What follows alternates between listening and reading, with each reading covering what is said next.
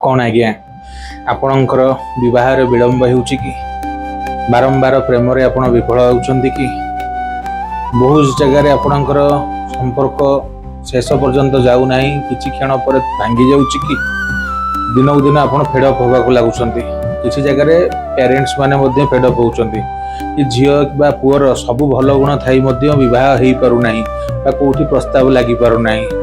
मन रखु पारे आपण पिलार बा आपणकर जातचक्र रे मंगल प्रभाव बा मंगल दोष थाई पारे।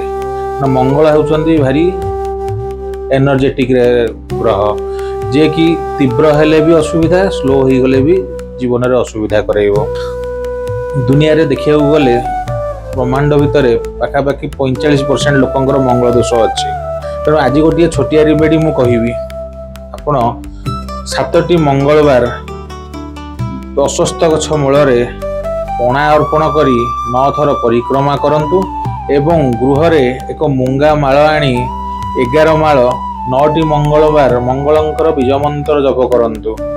देखिबे आपणकर 9 मंगलवार भितर को मंगलर दोष खंडन हेबो एवं विवाह प्रस्ताव आगु बढ़िबो बा कोनोसी जगह रे फाइनल होबाकू लागिवो।